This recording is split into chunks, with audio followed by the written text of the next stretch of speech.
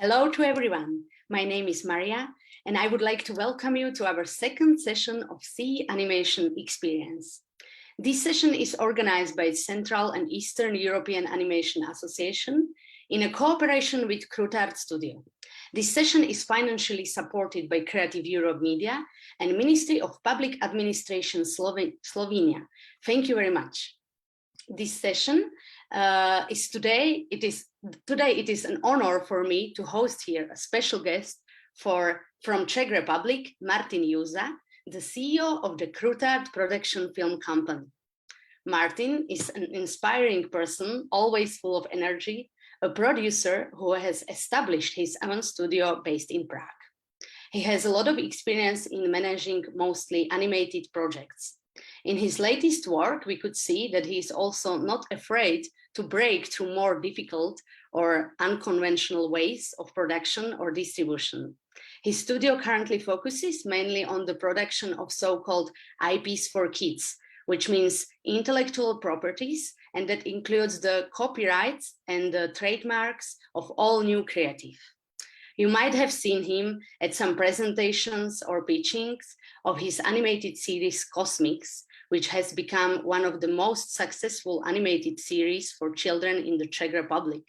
And his presentation today would mainly refer to this series. Martin is now also working on a new promising series named Dino Fables. And the last thing, before Martin starts his presentation, I would like to encourage all of you to post any question you might have during the session, either in the Zoom chat or if you are following us on Facebook, then in the comments. After the presentation, we will have a Q&A and we will make sure to take care of your questions. So thank you very much. Welcome, Martin. The floor is yours. Thank you, Maria. Thank you very much for a very nice introduction. And I welcome you here at this webinar. As Maria encouraged you, please share your questions and opinions, and we will get back to them at the end of my presentation. And yeah, I will share my screen now so you can see it, and let's get started. Okay, Maria, can you just confirm that we are seeing the presentation? Yes, we can see that, so everything is fine. Okay, perfect. So my tagline of this presentation is how to lose money on your first TV show and how to get it back. And I was wondering who is the audience of this presentation, or who you should be in order to get the most out of it. So I found out that it could be like one person with all those aspirations that I'm writing here. It could be producers, founders of studios, and dreamers. And dreamers in the sense of you dream of getting and living out of your animated series or films, and you are just starting maybe your first project, and you are wondering how to get it on television or on VOD, or how to even get started with your idea. So I think this is for you, it would be the most beneficial, but maybe some more experienced producers that already have their series and IPs running could benefit to us with their questions and with their opinions in the discussion and Q&A at the end of this presentation. And so just to give you an idea who we are animation studio from Prague. Like the core of the studio is around 16 people. As you can see, we are quite young and energetic crowd, and we are working on multiple projects at the same time usually. And right now we are specializing on what's called IPs, which is intellectual properties. And this means, or as we understand it, like whatever we do, whatever we create, and the audience is usually kids, and the format is animation, we tend to think about everything in the long term.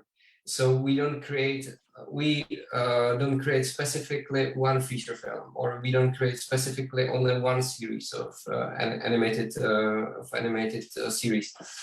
We always when we think about something, we think how can we recycle over and over those characters and the universe, so we are still enjoying, the audience is still enjoying, but we can get this project running for 10 years on different media. And later we are also thinking of making video games and virtual reality experiences, but right now it's mostly animated series, animated films. And we have like one very specific specialty, and it's filmed for planetariums. This is the like 3 brands, IPs that we have. Kosmix, I'm gonna go through this project to give you the story of how Krutart started with animation, and we will go into detail of Kosmix. Dinofables is a TV series and also a short film for planetariums that we were developing last year at CEE workshop, and this year we are producing the short film for planetariums, and we are in 2 weeks we are going to pitch it for the Czech television and find out if we are making a TV series. And 3, 2, 1 Liftoff, it's on the right. It's a short film right now. It's for planetariums. This was our first project for this like strange media, which is like half virtual reality, that you have like a dome above your head. It's and you have to cover basically everything with a picture. And 3, 2, 1 Liftoff is having a second part in development right now. The first film is now being distributed on 3 continents so far. And yeah, just back to those IPs, we think of every IP that we do in the most international way possible. So everything we do, we confront it with the international decision makers and audience in order to start in the Czech Republic, take our own know-how and talent of our like great illustrators and animators, but export it in the world. And that's our mission, to really make beautiful stuff that works for the global audience. And I will just give you a brief info of how we start. Then that's the story of our evolution. This is me and my wife right now. At the time, in this picture, she was a girlfriend. We were dating and we were classmates on a film school. And also we met this other guy whose name is Philip. My wife's name is Clara. And 3 of us, we decided to start a company that we named Krutart. And in fact, we are fiction film directors with my wife, and Philip is an editor. And this is what we wanted. We wanted to create a production company that will enable us to make our own feature films in live action. And this is what we wanted to do, which brings us to something that I call graveyard of our dream projects, because this is something that we wanted to do and try to evolve it and develop it, but it never happened. This is a TV series, a web series actually. It's called Big Deal. And I made it as my thesis project. It was 5 episodes out of 10 that we shot with Philip, who helped me producing it. And we were trying to pitch it for televisions. And yeah, in 1 year, I had meeting with all the decision makers from the Czech televisions. And one of them, she said, "Oh, it's so great. It's bold, young, and dirty. We want it because we want to have our audience younger." And in the end, after half a year of negotiation, she told me that it's too bold, young, and dirty for their audience, and they want to basically maintain like the status quo that they had. And this was a really hard lesson for me, because I spent like previously on developing and shooting and post-producing this TV series. I spent almost 3 years of my life. So I was kind of bitter after this experience, and it, as you can see, it ended in 2015 when we put it in a drawer, and it stayed there for some time.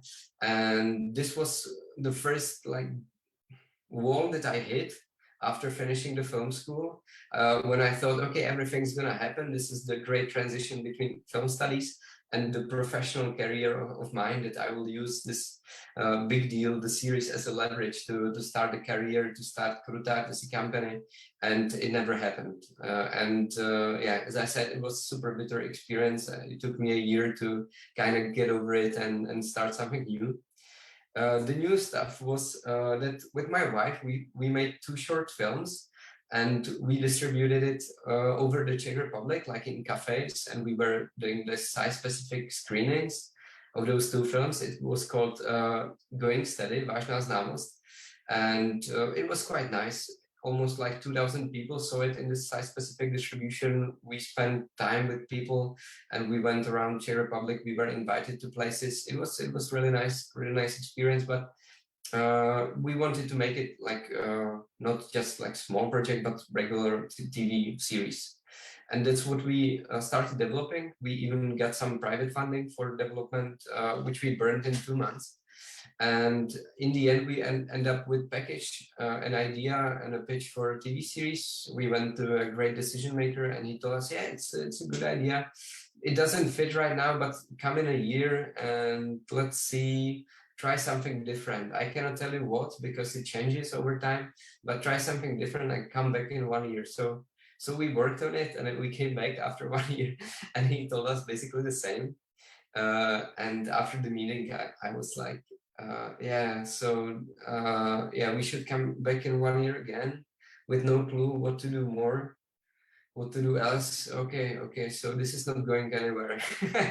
And so I exchanged a few emails with this guy. He's now like super successful TV producer, and yeah, I was quite rough. And I was this angry young man trying to get to the television, all the doors closed. And so this was the ending of this project. Then those two projects I presented you before, they have one thing in common, and that's the graphic design that was made by our friends that are called Tomsky Polansky. They are great illustrators, one of the most famous in the Czech Republic and even worldwide. They worked for Wes Anderson on Grand Hotel Budapest and stuff like that. And Lukáš, one of the creative duo, he came up with an idea to make Czech South Park, which is the most essential thing that you want to do when you start with animation and you want to have some breakthrough. And this is the visual style that he gave the handwriting to the TV series, which we called Škarohlídové. We decided to invest it from our own money to make at least 8 episodes that we will broadcast on Facebook and YouTube. And we self-produced it. We wrote it by ourselves, and we did basically like everything as an indie studio. And this is actually the first animated longer piece of narrative series that we've ever done. And I will show you a short teaser of how it looks.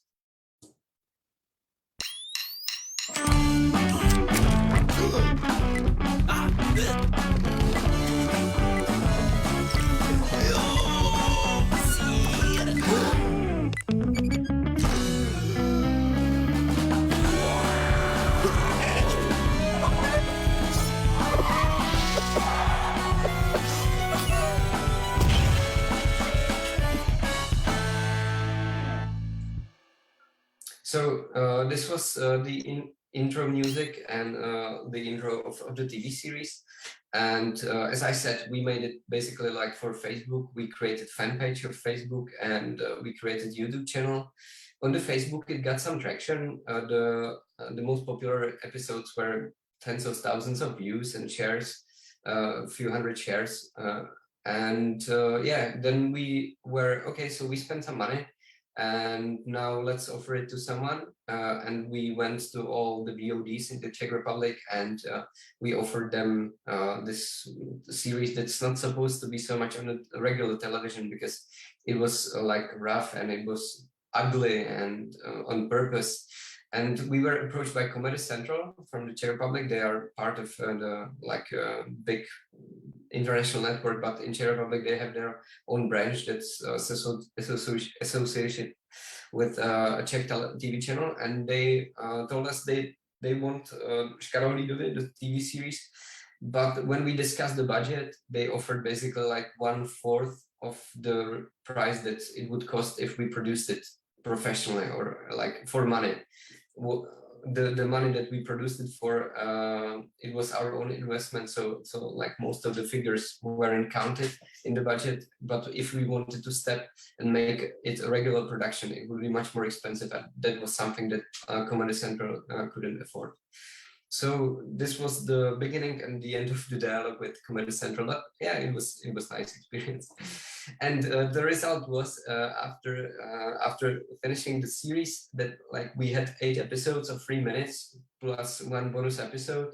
And from our part, because we split the budget between like us and Tomsky Polanski, the illustrators, our part was minus 6,000 euros. And that was the balance sheet of the end of the project, because it never earned any money and it didn't continue in any way. But there was one consequence which we didn't thought of in the beginning, and that's when Ogilvy, like one of the biggest advertising agencies in the world, like the Czech branch, get in touch with us. And it was based on Škarohlídové, on the series, because they saw it, their creative director saw it on Facebook. And that's how we got in touch, and we got nice jobs. I think for 2 years we get advertising jobs from Ogilvy in animation. So we could say that this money that we invested like in the beginning, in some other way really came back, but not directly, that we didn't earn on Škarohlídové, but we got jobs that could earn for the losses that we made with the series. Meanwhile, when we were doing this animation actually, like, we're not animators, like me, Clara, nor Philip, the 3 founders, we're not animators. I was just like doing motion design. I studied for 3 months Erasmus in France on animation, but it was maybe rather an accident, because they had bad translation on their website, and I thought I'm looking for a film school. So we were still like working on features and documentaries. And this is one project that we started in, I think, 2014. When we founded the company, and it's a feature documentary. It's called The Russian Job. We're not, I'm a producer, and this is my first producer's project. And in 2017, we were closing the film, and we were accepted for the biggest film festival for documentaries. It's in Amsterdam, which is called IDFA. So it was a great breakthrough for our company, because suddenly we became relevant on the film market. I will just show you a short teaser, and I will give you some details why I'm telling you this story.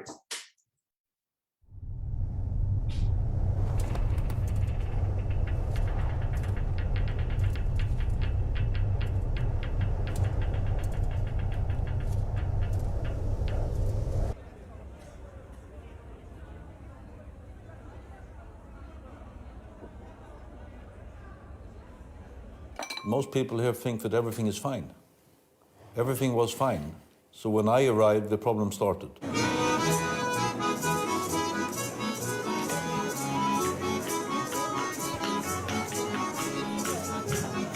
To byla 100% státní společnost. S dobrou ideou založená, ale poté už jenom udržovala zaměstnanost a sociální smír, aniž by byla nucena produkovat zisk. Заводу отдал 39 лет жизни, и этот завод, он мне родной.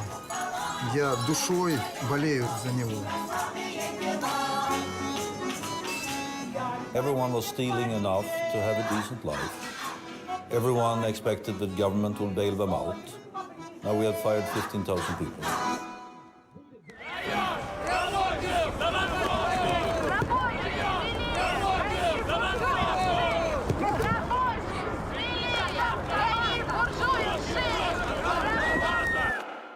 And they know I will not stop.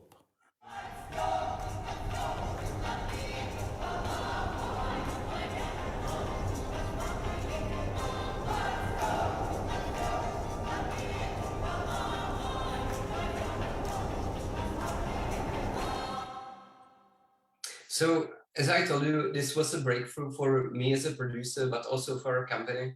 As a production company, not so much for the animation studio, but as a production company, we really got ourselves on the map of the Czech audiovisual industry, and even internationally. We won some prizes, we've been to festivals, and it's been sold to like many televisions worldwide. And but the most important part was like it's on this picture. It's me on the right. In the middle, that's Petr Horký, the director, and on the left, it's Katka Ondřejková, who's a producer from the Czech television, and she was a great ambassador. Once the film was successful and we got accepted to the like most prestigious film festival. She was the one that made our name in the Czech television, and she was the one to really open the door for us. Because maybe, as I told you before, like there were two projects that totally bounced the wall and the door were closed, and this one really opened the door. Yeah, so that was the Russian job, and it was kind of a spin-off. And later we went to the animation in more focus. After Russian job, we had to rephrase the initial idea, which is let's make the projects we want to do, to let's make the projects they need to have. Basically, we realized with TV series, it's even more valid, this idea that we need to find out like what is the demand, not what we are offering in the in our like idealistic world and our dreamy ideas, but what is the demand of the broadcaster if the broadcaster is the buyer of what we are producing. And thanks to the context that we got from the Czech television through Russian job and the great name it created for us, we found out that there is a Czech television, like there's a kids channel, part of the Czech television, and we found out what's their demand once per year. And they are asking for shows for kids, which are 4 to 8 years old. They are educational, and they are 5, 13, or 26 minutes long. And that was it. We found out, okay, this is the demand. And we, in our company, like we have, let's say 8 to 10 people that are participating on the creative part of the project. So we called a pitch and we told our team that, okay, this is the demand. So let's have some ideas about what we can offer. And one of our directors, he basically brought 5 different projects that we want to offer. And 4 of them actually were live action, half documentary, like one live action series. 2 of them were like docu-series, and only one of them was animation, and it was called Kosmix, or it's called Kosmix. And this is the one they actually picked. And so that's how we got to create our own TV series for money, because we found out like what's the demand, and we offered something that fulfilled the demand. I will show you how Kosmix looks. Ever since he was a robot kid, Kid would dream of space, that's all he did. While he put together rocket ships, he would dream of interstellar trips. Now Robot Kid flies into space. He wants to know how life is different in this place. Kid loves to learn, he just can't stop. If he gets crushed by gravity, he'll fix himself right up. Kosmix! So this is the title song. It's in English, and I will tell you why later. And so we accepted the offer from the Czech television, and they said, okay, do Kosmix. It was super fast. It happened from the moment that we pitched the idea until signing the contract. It was maybe 5 months. So, and I mean, it was only the idea. There was no visuals, there was no package, basically anything, just the idea about making a TV series about the universe for kids, and every episode is gonna be about the planet. And we didn't know anything about packaging for an international audience, programming. We just had this experience from the Russian job that it was a film which, thanks to workshops and pitching, we made understandable for international audience. And that was our ambition for our next work, to make it internationally successful. So, and our only experience, if you can just look back a few slides before, was from the Škarohlídovy series. So it was just 24 minutes of animation, character animation that we produced before Kosmix. So the first really proof of concept was, can we make it? And we found out we can, and we had to, because we signed a contract. And the contract, the price that we accepted for to produce it for was quite low. But at the time of our company, it was a saver, because we were at a point where it was the only job we had on the table, so we had to accept it. And that was it. And which resulted in the end, even though our project manager, she worked as hard as she could, and our animation team was super effective, but in the end we ended up with €1,000 in debt after finishing the project, and this was the final balance sheet of it. And the reasons were two. One of them was that I wasn't that experienced in budgeting animation, and we knew where's the ceiling of the budget from the Czech television. So even though I would create a higher budget that would be more relevant in seeing the truth of the production, even though we wouldn't get more money for production, so the number would be the same basically. And the second reason was that we were, and that's the point where I mentioned in the beginning that this presentation is for dreamers, we tend to make the project bigger than the budget, wherever we can basically. Once we get some money, we usually ended up in loss somehow because we are overly ambitious with every project. So that was the second reason, and that's why one of my observations is that we as a studio, we cannot get, or we can get rich on production, because once we get to the production, we usually take the chunk of money that we have in the budget or in the financing plan, and we tend to make it the final animation or the final series or film, we tend to make it better than the budget allows it. So that's how we end up in loss, but that's how we are overly ambitious. And the third fact we found out during the production of the first season of Kosmix, we realized that if we optimize and we follow up with the production, we won't be slowed down in the beginning, where you spend most of time and money on setting up the pipeline and the production line.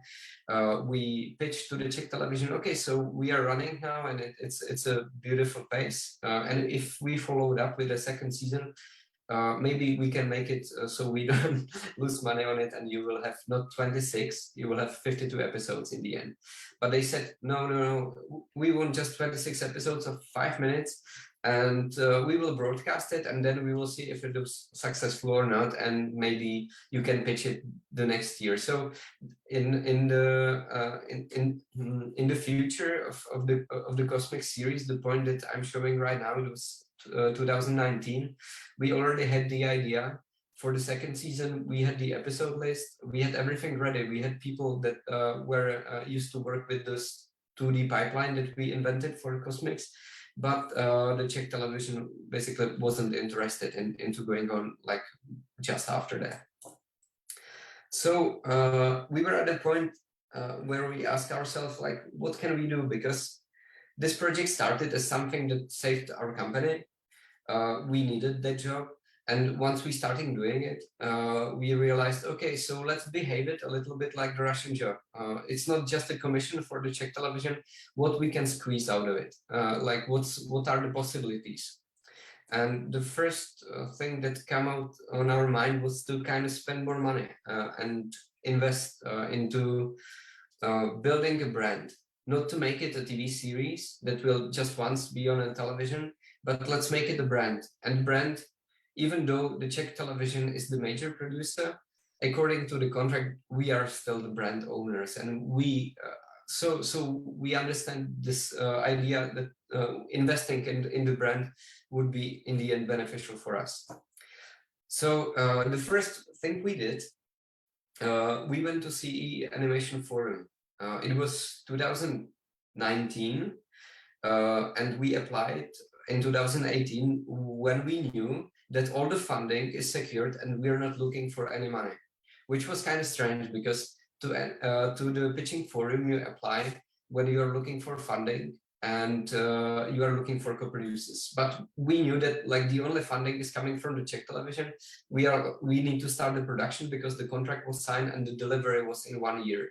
So when we were at the pitching forum, we were saying, okay, so we are maybe looking for partners for the second season, but here it is, and we are looking for a sales agent.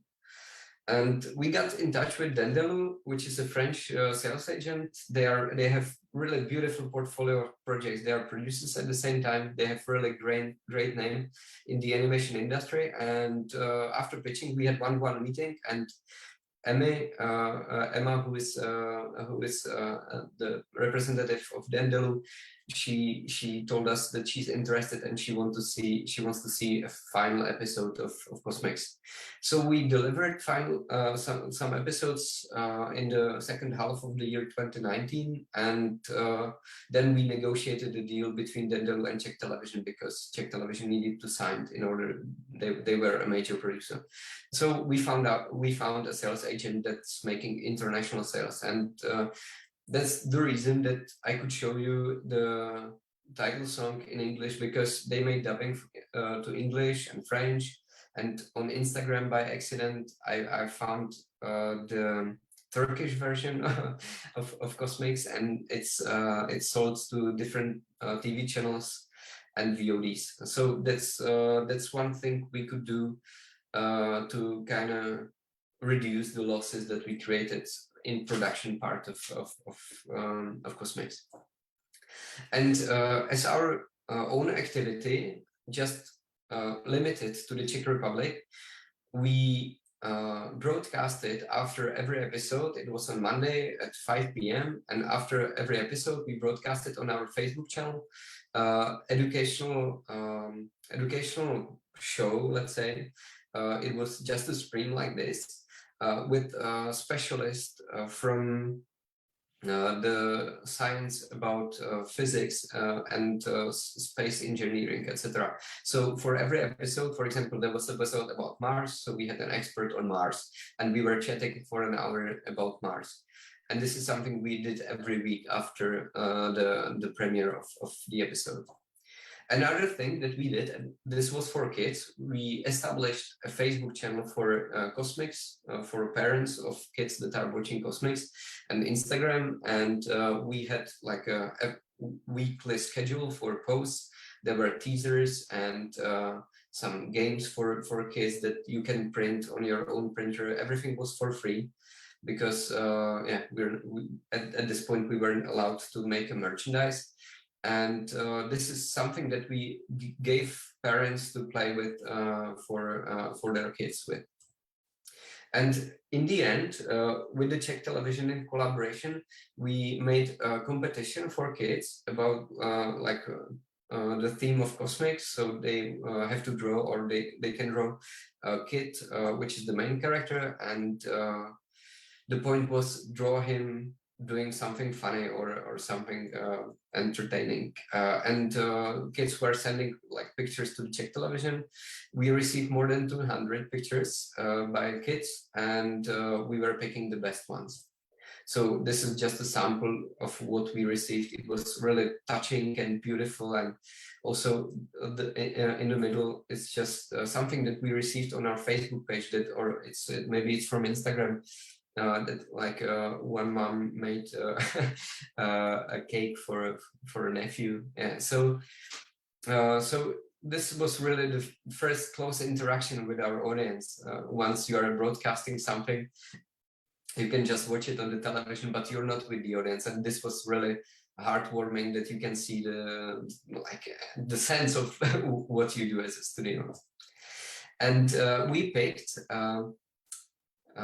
like the winners of the picture competition, and send us some small merchandise, which was also like for free, and it was limited just to this competition. And they sent us pictures from their own will. We didn't force them. Pictures of those kids having Kosmix backpacks and proud winners of this competition. And this created somehow like a loop between on the social media, because we published the pictures of kids on social media, like the pictures that kids draw on social media. Parents were voting for the best pictures. Then we announced the winners, and maybe 2 weeks after, we published this picture of the proud winners on our Facebook page, which caused another reach, a huge reach in the community of parents of kids watching Kosmix. And which leads me to the question why we did all of this once we wasted, or not wasted, like lost money on production and even invested more money in marketing of something that is not directly connected with earning money. We were not selling merchandising. We were just basically giving it for free. And the reason was that we were thinking in the long shot. We were thinking long term, and we were thinking, and this switch during production of Kosmix season 1, that's the advantage of animation, that you can create IPs, not just single pieces. We were thinking about, okay, so we have second season, and we have to wait until the Czech television decides if they want it or not. But meanwhile, let's try to make a feature film from this universe. And we got supported by the Czech Film Funds to make it. So we received funding for developing a feature film, which is a spin-off, and it's gonna be a feature adventure, hopefully going into production next year.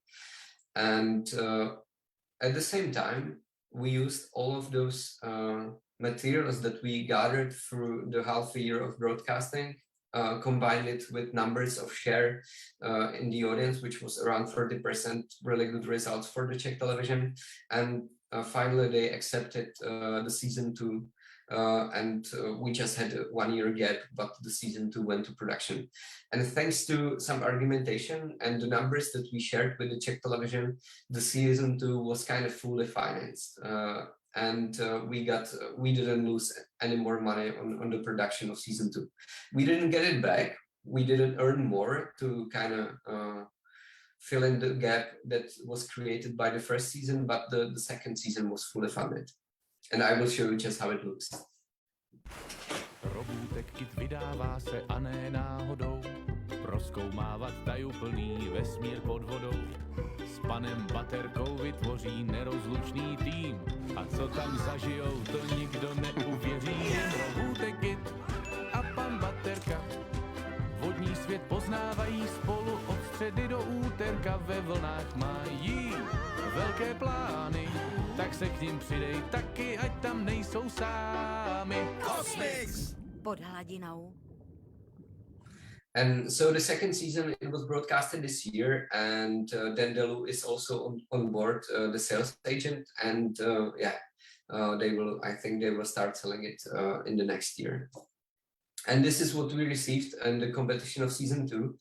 And as you can see, we received like 3 times more pictures. So just from this very simple metrics, and also combined with the share that we received after broadcasting, the numbers were even higher than the first season. And the brand is growing. So right now we have 52 episodes in our pocket, and that's the package that is already quite solid for international sales. But pictures are not money, you know, and 600 pictures, it's really heartwarming. It's beautiful to receive them and like to make a committee out of our colleagues and directors and writers and kind of pick the best pictures, but you cannot pay your bills from it. So the question is, how do we get the money back from the first season that was in loss, and how do we earn it with knowing the fact that the second season is not filling the gap? That's the real question. The first idea is that Dendelu will be really successful in sales, and it will bring the money in upcoming years. But from the experience from the first season, because the Czech, as I told you, the Czech television is the major producer, our share is not that high. So even though if it earned, and it was a big show which earns millions, then if it earned millions or hundreds of thousands euros, we can get the money that we invested back, and it would be fine. But it's a rare case for TV shows in the educational format, because you have to keep in mind that it's quite niche. It's not Peppa the Pig or some Paw Patrol. It's fun, but it's also education, and it's quite specific piece. So, but it's running, and it doesn't cost us any energy. So we can just sit down and hope the money will come back in upcoming years. But the second and more active way how to get the money back from investment in Kosmix as a universe in the beginning is to make the feature film. Because when we make it, then we have the direct contact with the audience, and we establish the Facebook group, and we have the contact with the people, actually the direct people that send us the pictures to the competition. So we can make a special screening in the beginning and pump up the marketing, and that's how we can make in the end the money going back to us as a major producer. And we would be sharing the money, the box office money with our partners, but we know and we plan to be the major producer on Kosmix feature film. So it's gonna be our way how to kind of get back what we invested in the beginning. And without the initial investment, there would be no Kosmix, there would be no brand, there would be no kit, Mr. Battery, and we wouldn't get any credibility as a studio to get money for a feature film. But there's one but, and it's not a but, it's maybe and it's and I'm just coming to a closure of this presentation. We can look at the numbers, which can always, for us producers, they show us like what's happening. Škarohlídové, which is the first series, 8 episodes, and Kosmix, the difference in the budget was tenfold. So Škarohlídové, I cannot, unfortunately, I cannot share with you the exact numbers, but Kosmix was 10 times more expensive than Škarohlídové. And Kosmix season 2 was almost 2 times more expensive than Kosmix season 1. Because it has already been an established brand that the broadcaster knew that it has an audience, it's growing, and we could share the numbers of the real cost that we had with Kosmix season 1. But it wasn't that a big jump as you can compare it between Škarohlídové and Kosmix. And we are now developing and hopefully producing, starting next year, a new TV series which is called Dino Fables. As I told you, we developed it last year at the CEE workshop, and the expected budget is 6 times more, 6.5 more than Kosmix season 2. So that's the real picture here. We started with Škarohlídové 6 years ago with no experience at all, producing animated TV series, and yeah, really from ground up. And basically Kosmix was built a little bit upon Škarohlídové, and now Dino Fables are built upon Kosmix, but on different technology, but on the experience and the team that was built on Kosmix. And so I'm coming to a closure.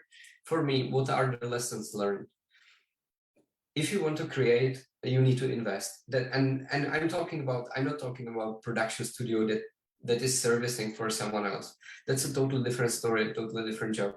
I'm talking about creative studio or a producer that's combined with animation studio, and you want to create your own stuff, your own IPs, and you are looking for markets that are buying and allowing you to bring your own creation. And I think I didn't find a way how to make it for free. You always have to invest money in packaging, developing, and maybe sometimes, and this is what I'm talking about and what this whole presentation was about, you need to even invest in production.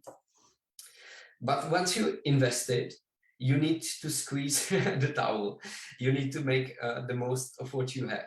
Because if we didn't push on Kosmix season 2 or Kosmix feature film, we would just end up with having one season of 26 episodes and with a 30,000 euros of loss. And that would be it. So you have to think about even if you know in the beginning that the project would be lost, it's great to think about the next project, the next step, and to keep in mind somehow, can I, like, is it worth this investment? Is it worth of my creativity and the creativity of our team and our energy or not? And if so, then you can justify the money spent in the beginning and invest it, and you can see if this happens. But we really tend to think about everything we create, because the initial creation and the first screening somewhere is the most difficult step. But once it's established, then just continue and go on until you get tired or the audience get tired. And that's not a mistake. Play the long game. And I mean long game in maybe 5-10 years. Think ahead. Think about the season 3, 4, 5, and think about if your IP or your animated film or your animated series has the potential to make it until the season 6 or season 7, if it is recyclable, if the characters are lovable enough, and if you can work with the audience and convince the broadcasters that it's worth investing. And thank you very much. That's everything from my part. I'm looking very much to your questions. And if you also have your experience and ideas, please share it with us. Yeah, I don't know. Okay, so I will stop sharing right now. Thank you very much, Martin. It was very inspiring.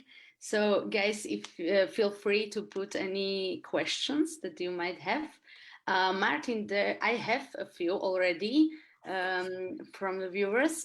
The first question is, where are you searching for the inspiration for the content? Mm-hmm.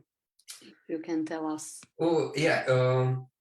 In our company, my wife is the head of development. And yeah, we create some kind of limitations always in the beginning. And the limitations right now is that we are creating animation for kids. So, for example, like the other project, Dino Fables, it was just a pitching in pub. So we were just like putting ideas on the table, like what could be the next project. We were like, I think it was in the first season of Kosmix, and we were thinking, okay, so maybe we can continue with Kosmix, but if not, like what happens and like what should be the next project. So we were just putting some high concepts on the table, and this was an idea of combining dinosaurs and fables, like the stories, archetypal stories, and putting it together and make it like combination of the old but innovated like by this combination. And most of the stuff comes from inside of our company, actually, like the directors, writers, and partners, and yeah, that's how we kind of circle the inspiration inside. We don't do much, like we don't take projects from the outside so much, because since we specialize on TV content for kids, for example, we know a little bit after being on Cartoon Forum last year and all the pitchings, we know a little bit like what the broadcasters could want and need. And mostly when we receive some ideas from the outside, from the first point, they don't fit in the slots. And that's why we kind of more brainstorm fresh ideas on our inside our team, then kind of wait what comes from the outside. And maybe specifically, yeah, we are watching like whatever is going on. I'm playing video games. I'm getting ideas from video games, and yeah, most of us are watching like what's happening in the animation world. Super. And I will follow up with my question, if because you said that you have this brainstorm about the topics and themes, but how do you work in a production regarding this like animated series? Do you work in some writers' rooms later, or you have a script writer who is like a supervisor for all the episodes, or you have a script writer for each episode, or how do you work in this process? Yeah, it's evolving over time. Kosmix season 1, it was an idea from our director, Vojta, and he invited Clara, and together they developed the concept, and together they were two of them were writers and directors. So they directed what they wrote basically, which is really nice direct link. And this is how you can find the way of like, what's the heart of your show. I believe that you cannot find the heart of your show just by writing. I think you need to produce maybe 10 episodes, 15 episodes, and then you just find out like what's the heart, and then you can just start producing. So the first season was Clara and Vojta writing and directing together. In the second season, things got complicated because our son was born. And so she wasn't in the studio in Prague to direct, so they split. Vojta is the sole director, and Clara is the head writer, and she made a small writer's room. And she kind of isolated Vojta from writing. They were brainstorming ideas for episodes, but then did writing with the writer's room, and they got back to Vojta, who had fresh eyes, and made a storyboard and his notes on the script. So he was an opponent rather than co-creator. And this is, I think this is really working model. And inside the writer's room, like in Kosmix too, I think the process was that like they spelled we already had the episodes list. We knew like there's gonna be 26 episodes. We always work with some scientific guarantor, which is the key part of creating the themes of the episodes. Because the science is always there somehow.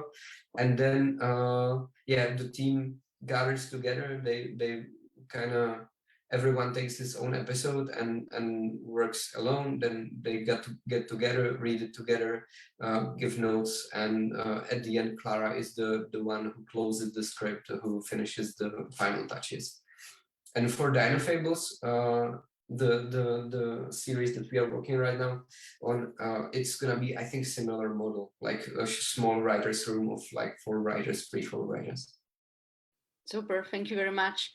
The Thank next you. question that we have here is, how did you manage to build a studio focused on animation while you started as a documentary-focused company? Thank you for this question. Partly it was a business coincidence somehow. Yeah, I need to kind of get back to it because it's happening and you don't have so much time to reflect. So I need to remember. Yeah, as I said, I did some motion design before. It was just like I was working for Vodafone, which is the like the mobile operator, and I was doing some animations like cell phones rotating, and now it has discounts and like I made it for shops in the Czech Republic, like Vodafone stores in the Czech Republic. And at one point I brought this job to our company, which needed some cash flow. So this was and we hired like guy who started doing this animation instead of me. But it was running at the same time as the live action and documentary. But the breakthrough, I think it came after the Škarohlídovy series, where we just got much more commissions for animation than live action. And the live action projects and the documentary projects, they weren't following up really. The live actions projects were super unsuccessful. We didn't manage to produce anything in live action. And in documentaries, once you finish documentary that's really successful and you love it, it's really hard to find some other documentary, because documentary is something that you cannot brainstorm at the table with your team. It's something that needs to come from the outside, from the talents that are in love with the theme or characters that they found, and you need to fall in love with them as well. And this is something that didn't happen so much for me. We had some documentaries in development, and we have one co-production documentary that's like we are minor co-producers, but it's a different story. It's not this kind of project that you spend all time in. And yeah. So the reason was, I think it was rather going with the flow somehow. Yeah, we found out that we can be more successful, and it was still based on the core that we want to tell stories, but we just went with something that allowed us to do it. I was also always curious, what is the difference? I mean, not between the production of documentary and animation, but between the atmosphere and the relationships and the co-production, because it's I feel I'm working mostly with animation and I have never worked on any documentary, but it's feels quite unique to work with animation people. So maybe if you can tell us your experience, what was the difference between documentary? Interesting, thank you. The documentary crew is much smaller, which makes the communication much easier. You don't have to have like the management of departments and stuff like that. And it's, for me, it was much more easier to understand the process, because I come from in an environment where you have a physical camera and you have a guy standing behind it and you have the boom and stuff. And for example, as we are now producing animated short from the Dino Family universe, it's always we are always inventing the ways how to do it, because none of us have like such a thorough experience with 3D production pipeline. So every day I don't know so much what's the next step. So in the documentary, it was much more easier because I knew what's the next step. But I think like in documentary, it's much more harder to really find a film, because in animation you do the work before you start the animation, before you start the production. Basically, you need to have as precise animatics as possible in order not to waste people's work and energy. And in documentary, it's totally opposite. They bring like hundreds of hours of materials, and then you are in the editing room looking for the film. So that was the biggest difference, I think. Thank you very much. There is a question.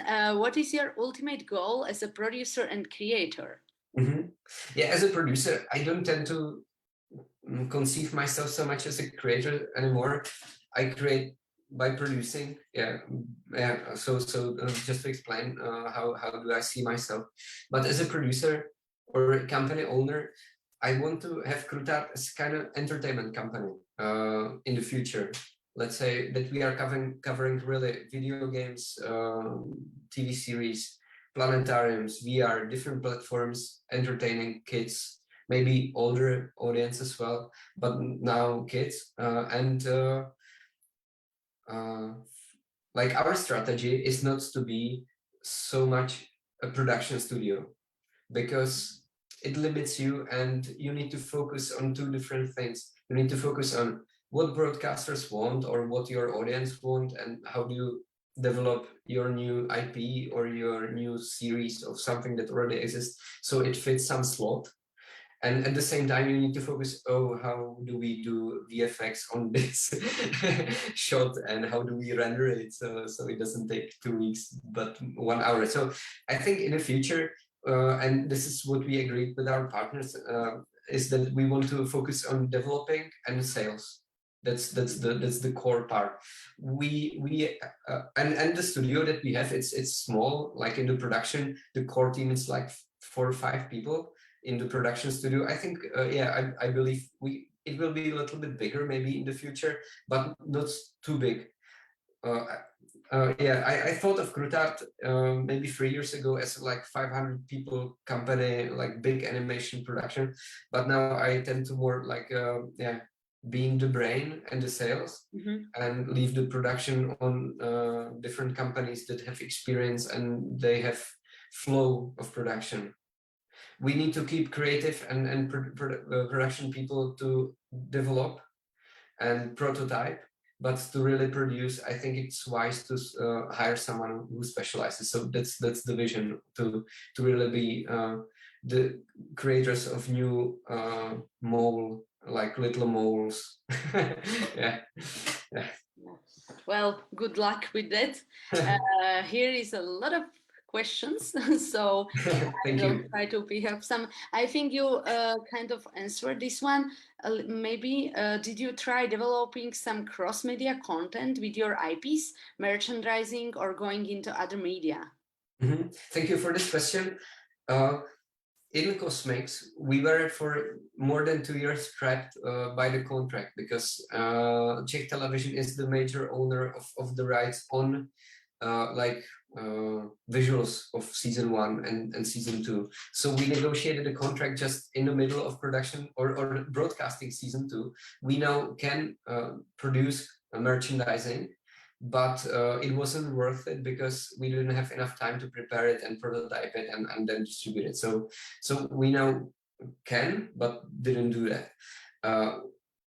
And this is something more from my personal perspective. I tend to look on cross-media more in a digital space or distribution digital space. I don't want to clutter so much our planet with more low-quality plastic stuff. So I don't. I'm not such a fan of really producing physical merchandise. It's also one of the reasons that we provided the digital package for parents and their kids, so they can print the merchandise. And I don't know if for us it would be a viable business model to kind of have a department for physical merchandise. Then you have to have warehouse and stuff like that. So with merchandise we don't have so much experience, and we are not like running through it. But I can use an example of the film that we are producing. It's called Dino Fables, where Eve came from. This is the subtitle, and it's for planetariums. It's 25 minutes, but at the same time we are making a TV special, which would be normal like 16 to 9 flat screen, and at the same time it's going to be for virtual reality. This is something, the third part, we are now looking for possibilities of co-financing this project. So if any one of you is interested in virtual reality projects, we are looking for partners, and we are like in the production right now, and the funding from Czech Republic is secured. So this is how we look at it. Transmedia, like produce one thing and recycle it on different media as much as possible, but if it makes sense. Yeah. Nice. The other question is about working with Dandelieu. Do they approach all international broadcasters, and which ones do you recommend working with? Have any of the broadcasters who pre-bought the project interfered with the content? With Dandelieu, there were no pre-buys. Like maybe if you are like, I need to kind of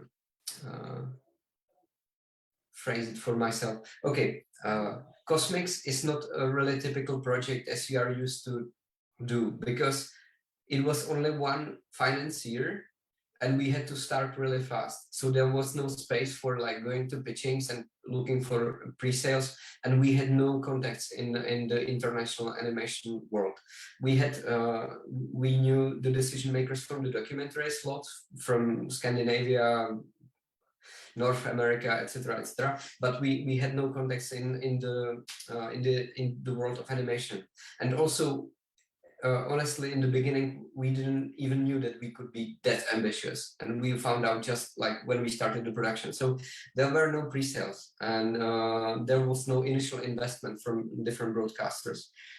So that's the first part of the question, and the second part answered itself somehow. So if you have no pre-sales, then you have no one to tell you like what the content should be like. We had received some feedback from Dandelieu once we finished the series, and they told us,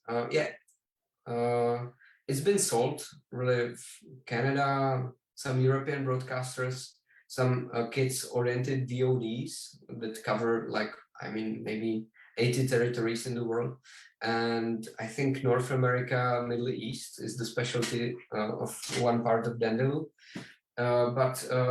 We just received some feedback that like the first season was it was happening in space, and they told us that some broadcasters say that it's too dark, but it was a point that it was produced, it was finished, and there was nothing to do with that. So this underwater, it was more like a feedback for the second season, and we knew that like if we make the underwater season more colorful, then it could be more successful for sales. And with the second season, the televisions could buy the first season as well. But we don't have the feedback yet, because it's just like the broadcasting in Czech Republic finished in July this year, just 3 months ago.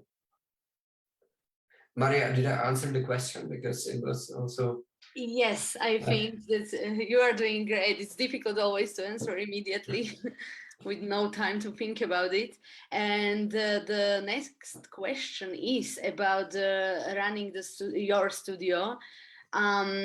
It looks like your studio is quite many people. Could you elaborate about how you were building and structuring your amount of studio team from the very start of the company when it comes to money, investment, but also the creative needs. Did you hire crew permanently on? Did you experience some risk in these topics you can share? Okay, thank you for this question. It's for another lecture. Yeah, I also think so. No, But maybe... honestly, yeah, I think we improvised a lot, and we are not business people. We studied film, so we learned a lot on the way. And me being a CEO, it wasn't a choice in the beginning. It was, I wanted to be a director, but I found myself in this role, and I feel comfortable with it. So, so it was evolution. And yeah, in the beginning, as I said, we are three founders, that we share the risks and also benefits of the company. And from the beginning, we knew that we wanted to work in team. That was the initial energy that we went through. And that answers the other question. We hired, and when we started hiring people, we tend to hire them for a long-term collaboration. We usually, yeah, we did some commercials, let's say, and we hired project-based people, but mostly when we were hiring for like unlimited period of time, and thinking about them in the long term. And this is how we grew. I mean, like every year from 2014, maybe in 2015 we had one first person that was paid every month. Then maybe 3 people, 6, 9. The first people were production people that were taking care of producing at the time commercials.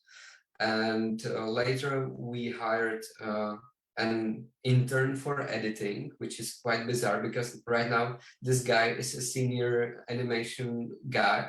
He's an animation lead of Kosmix.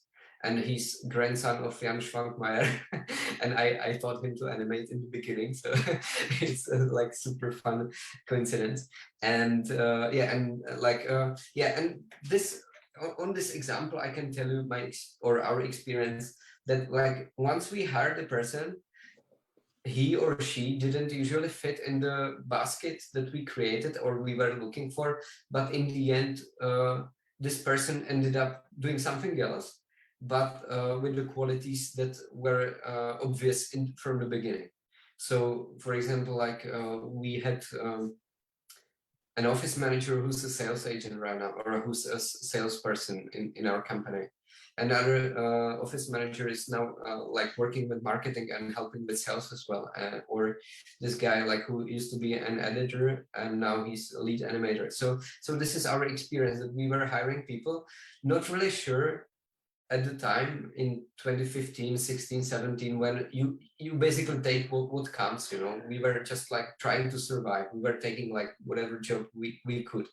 So the people also did what they were needed for. And just later, we found out, okay, we will be specialized in animation. Okay, we will be specialized in animation for kids. This is one project, this is second project, this is third project. So we are looking for a project manager. So, and basically people had to learn, I think, the new profession, and this is the process that we are still in. Yeah, so the team of 16, I think we are keeping it from maybe 2020. We are not growing that fast in the term of people since 2020.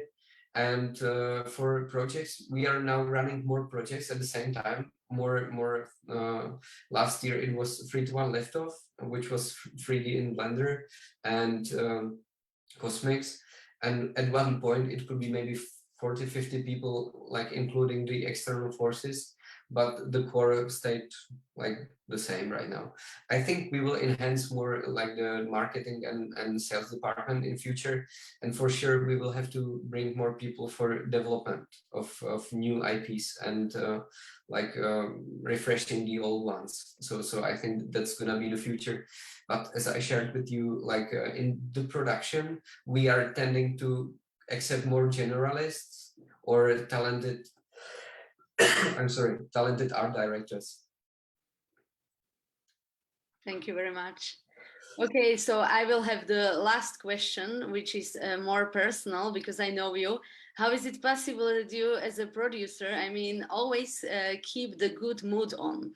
Because we always see you at the pitchings or presentations or at your work or anywhere. You always have a good mood, even the projects are maybe not going always, they cannot go always so well.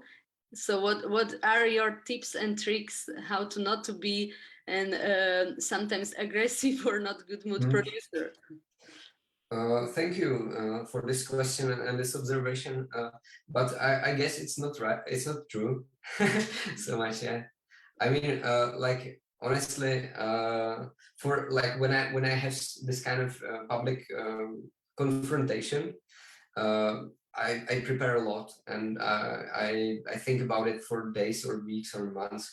After Russian job, we had a premiere in Amsterdam, and I was more nervous about my lecture in my film school about Russian job than from the premiere itself, you know, and that's how it works for me. And honestly, this summer was depressing, really depressing, and the reasons were Kosmix season 3 is not going to happen on Czech television, and it's because the Czech television lost funding or didn't find more funding for their productions. And so there were cuts, and the TV channels for kids were one of the most impacted. So the season 3 is not happening, and also the Dino Fables is heavily reliant on the Czech television money. And if it doesn't come in, then 3 years of our development is just burning through windows. And I've been working with them for a year and a half, just polishing the script and everything and preparing for the presentation. And once we were ready for the presentation, the Czech television and in all the news, there were information, okay, Czech television lost money and they are not investing anymore. So that was the situation this summer. And I was like, okay, and I found out it's frustrating for me to work on something that is really invisible for the people in the company. And usually as a producer, you were working on something that in the best case scenario, people see in 2 or 3 years or 4 years, and then you get a feedback, but it's over you because you are thinking of 3 other projects that are different stages.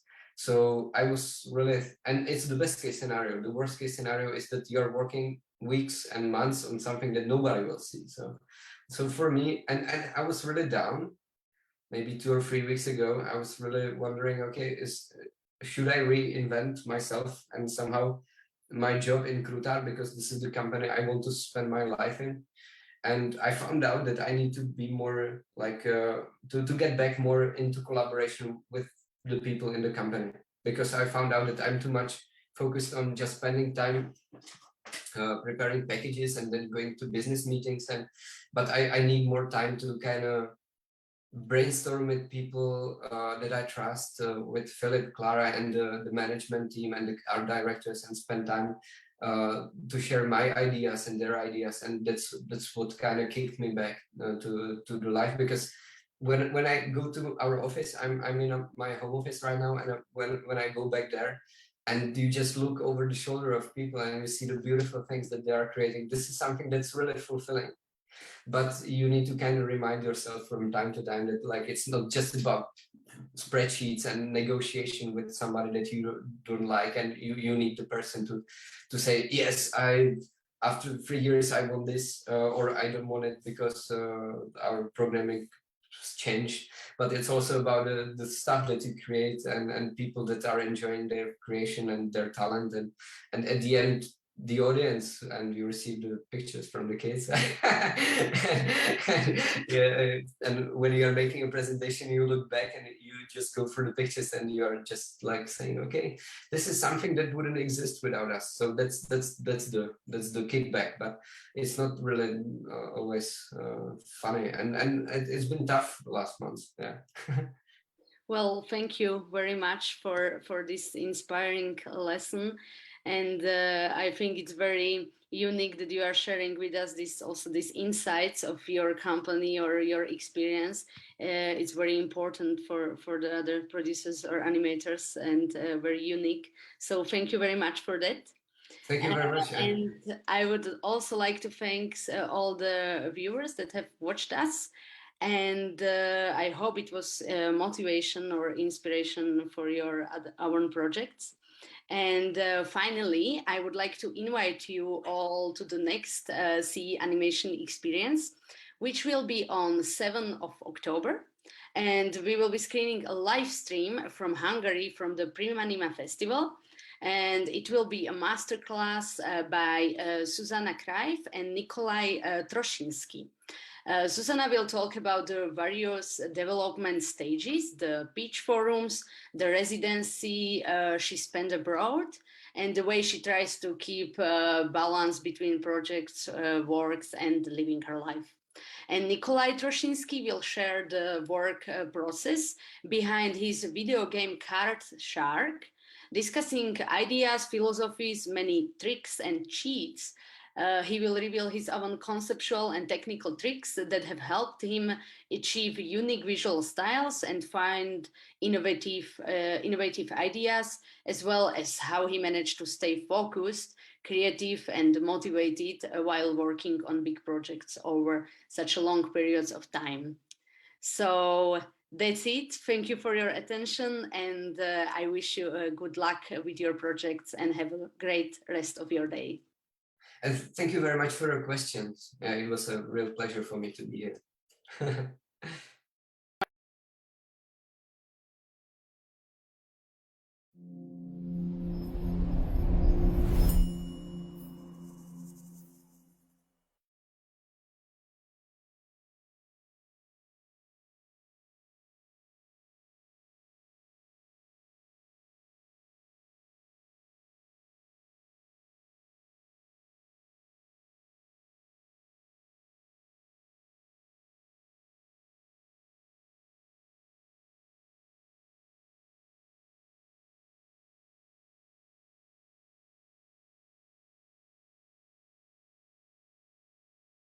Hello, everyone. I am Agnès Bizarro, the content director of Cartoon Springboard. Springboard is a pitching event for young talents with an animation project. We select every year 22, 24 projects of any kind of formats, which means TV series, web series, TV special, feature films. The results for the talents who attended Cartoon Springboard we're really happy with them, I have to say. Over the year, we have 166 projects were pitched at Cartoon Springboard. And this is quite a lot, which means the European animation is really active and ready to pitch. And the young generation are eager to connect with the professional market. We have 50 projects in active development with a producer, which is another great number of projects, which means they found their producers and they are working on it. And as you know, animation is a long process. And it's very important to find the right producer. 6 projects were released on screen, big screen or small screen, so TV or cinema. The young talent should attend Cartoon Springboard because it's a good, safe place to be, to have fun, to connect with the new generation of animation talents from all over Europe. Okay, this is a great pleasure part of the business. The other part is to test a project, an animation project, and to pitch and find maybe the right producer to further develop it, which is really, really important. It will help the project, building a team around the project, writing. It's a place where you can connect with professionals, network with them, and talk to broadcasters, producers, distributors in a very nice atmosphere and a very safe atmosphere. It's a good place to be every year and to learn and to level up your skills too, because there are some keynotes about the market and the animation industry, and it really helped to see where you are with your projects in this in this industry animation world family, and yeah, come and pitch.